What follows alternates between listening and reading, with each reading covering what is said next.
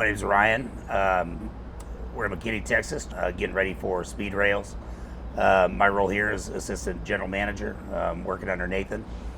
I've been here for short of 2 months. Used to be bumfuck maybe, but it's up and coming now. I came from Southern California, working for the Spearmint Rhino for a long time as a DJ out there, believe it or not.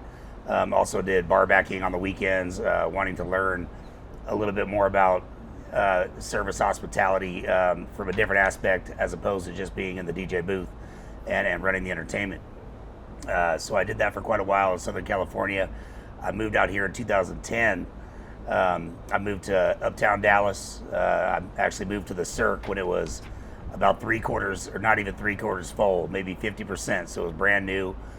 2010, Victory Park was pretty quiet and not quite as developed as it is now.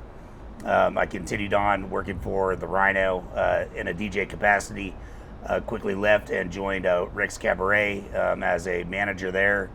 I worked at Rick's for about 4 years and went back to the Spearmint Rhino as the AGM, and then quickly was promoted to the general manager there, and working all aspects of the club. I like to work as a manager. I like to fulfill all the positions at the venue, right? So I know what the flow is for the employees and the kind of things that they experience and go through during the course of their shift. And so I worked every position and I ran just about every department as the general manager there. It was a great learning experience. It might be the club, but it's still food and beverage, service hospitality. A lot of the aspects of what we do at the club is going to be very similar to what you see at any bar, nightclub, restaurant. There are some differences, but again, there's so many similarities, from a service and hospitality standpoint. I would say the kitchen aspect is a little bit different. It's going to add, your expo and, managing the kitchen to a certain degree, whereas I really didn't have to do that quite as much in the clubs. We had, kitchen managers, and it was very much overseen by someone who was responsible solely for the kitchen. And we do have that here at Chop as well, but the dailies do involve, the manager on duty going to have to get involved and oversee certain aspects of the kitchen. And then with the restaurant aspect downstairs, people come in to mainly just to eat and enjoy sports programming. And so, we get families that come in, right? And so basically I take the same approach. The people just look a little bit different. The groups coming in look a little bit different. But it's still very similar. You still want to provide like an energetic service to people when they come in, and make sure you're checking all the boxes. You can kind of tell the body language on someone is going to tell you if they need something. And so just scanning the room, and really paying attention to the dining experience, as opposed to the entertainment quality or lapse of, right? So, but I'll tell you, like, even when it comes to, we play music here, right? And as it gets later, the music gets louder. And, I'm constantly trying to remind the bartenders, like, hey, we need to up the energy level. We got to change the format as it gets later. As we see our crowd start to change, it's going to change from more like a dinner crowd where you do see families and younger people meeting like minors coming in early, right? They come in to eat, they come in to play games and enjoy. As it gets later, that's going to shift to more of like your adult kind of bar crowd, and we have to adapt to that, So, dimming the lights, putting those on a fader and dimming those as it gets a little bit later. The music goes up, the energy level goes up, and this is all with the purpose to hold the room. Well, look, when you bring somebody new in, there's advantages and disadvantages to that. It depends on how you look at it. For me, I like bringing people in who are ambitious, who are, I guess you could say, they're hungry, and they're motivated to be better, to do more, to make more money, and just to elevate themselves. And so when you have someone who's green, you have a canvas, and it's yours to work with as a manager. And so if you work with that individual and you encourage that person, and give them constant motivation, not picking and micromanaging individuals, it just doesn't seem to help. Especially with the newer wave of employees that we see, coming into the service industry. They're younger. Their thought process is a lot different than mine was when I was young. So they have to see that there's a light at the end of the tunnel, right? So encouragement as far as like where you start is not going to be where you finish. You know, you got to put in some work, and relatability. Also, you know, I can relate to the employees of pretty much all ages. You know, when I came into service hospitality, I was a barback, I was a daytime DJ, you know, but I looked around the room and I saw and studied people that I wanted to be like, that I wanted to emulate.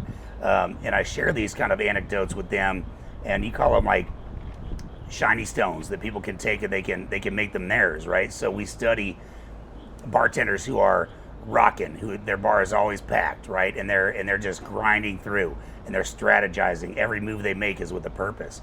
And they start to emulate these people because they're successful in their roles at the restaurant, at the bar, at the club, whatever the case is. But you're constantly just massaging that relationship and giving that individual the encouragement that they need to stay interested, to do better, without micromanaging and picking that person apart, because the individual is going to start to feel deflated, discouraged, and then you get a product. His or her work is going to reflect that discouragement or that lack of encouragement, right? So it's really hands-on, and it's relatability is what I found is the best way to get people to a top performing level, I guess. Being personal with everyone that comes in. We've got to learn their names, right? So calling people by their names, remembering where they like to sit, remembering what they like to drink, how they like it made. These things are so important, and they keep people bolted, I guess, so to speak, to your establishment, right? It keeps them wanting to come back. If I hear like an employee say, "Oh, well, that's just John," meaning like I asked her to get him a coaster, or you know, asked a server to do something extra for that person. Oh, that's just John. He comes here all the time. That's the person that we want to go the extra mile for. I mean, really everybody, but as it pertains to regulars, we have a ton of them here. Familiar faces come through the door daily. And it's just critically important to the operation that we continue to cultivate those relationships, shaking hands with those guys, make it personal, small talk. You know, you want to sit down with those guys. They don't want somebody to come by and tap their table and give them the thumbs up like, "Are you okay?" That's not what they want. That's very impersonal. That's something they can get at your Chili's or your chain restaurants. You sit next to these guys. You get to know them a little bit. And then you talk about it the next time you see them. "Hey, man, you know, how was your job interview that I know you had? You were telling me about last time I saw you." That person then feels like he's a part of the team, right? He knows the people there. We all know him. And if there has to be more than a perception of care. There has to be a certain level of care there, because in a small market like this, like you said, this is the suburbs.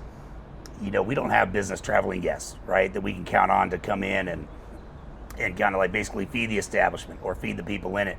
It's the relationships is probably the most important thing, and that's, I think that's apparent to all the staff members here, I can say, because you know we all very much cater to and get personal with the people that we see on a regular basis. Okay, I work here Monday, Tuesday, Wednesday night, and Friday, Saturday nights. We have concerts here on the weekends, so we have live music that you can see from upstairs patio. You can see it from the downstairs patio. You can hear the entire concert. The concerts are free. So I'm definitely here on the weekends. We get a lot of foot traffic on the weekends.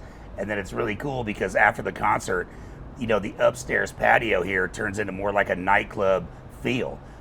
We have a DJ up here, and he's playing energetic kind of party music. There's a lot of movement. 3 bartenders upstairs, and they're just cranking out drinks pretty much from 10 to 2. It's really a phenomenal environment, and downstairs is a little bit quieter for the people that prefer that. So that's where to find me here is on those days. My Instagram is Chop Sports Ryan, under Ryan Godfrey.